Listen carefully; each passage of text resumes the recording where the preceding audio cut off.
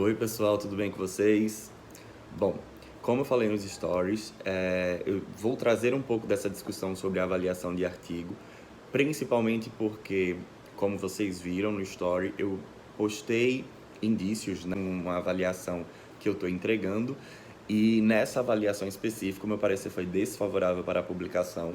Eu sei o quanto isso frustra, porque eu estou nessa posição, né, nessas duas posições, tanto quanto avaliador em algumas revistas, como enquanto autor em outras. Mas qual o ponto aqui? O que é que a gente precisa saber? O artigo, quando ele é construído e quando ele é avaliado, ele respeita algumas normas, ele respeita alguns direcionamentos, uma formatação que é bem padrão. Porém, cada revista tem uma forma de avaliação diferente. Por mais que nós, avaliadores, a gente tenha um olhar atento para determinados pontos, em algumas revistas, alguns tópicos, alguns pontos se sobressaem a outros. Alguns são mais importantes de se ter do que outros. Alguns podem passar mais desapercebidos e outros precisam ser mais evidenciados. Quando a gente vai submeter um trabalho para qualquer revista, a gente já sabe disso. A gente sabe, inclusive, que, por exemplo, determinada revista não gosta de determinado tipo de método, ou determinada revista não aprova tanto determinados fenômenos ou determinados tópicos, determinados assuntos. A gente vai criando essa consciência quando a gente vai começando a entrar nesse jogo, né, das submissões, e a gente vai entendendo como é que funciona.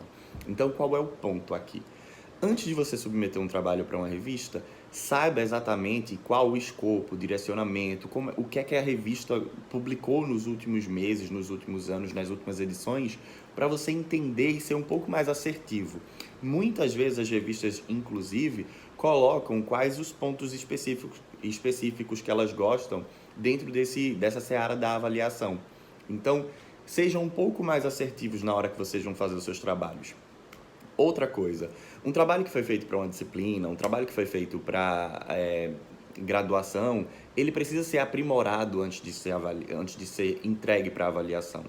Porque o caso desse trabalho de agora era um trabalho que trazia muitos erros bem pontuais e que termina ficando perceptível que foi um trabalho não escrito para uma revista, mas os autores decidiram jogar ali e ver o que é que acontece.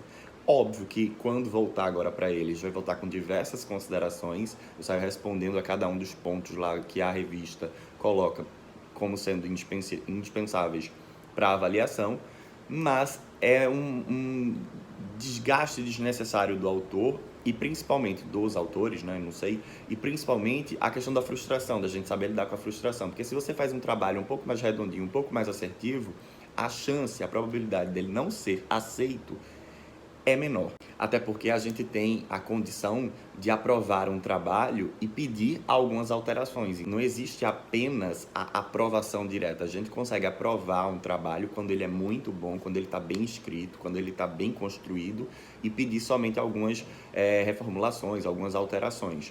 Não foi esse caso e é por isso que a gente precisa estar tão atento quanto ao que é necessário quando a gente está construindo um trabalho e quando a gente vai colocar ele para submissão de uma revista, tá bom?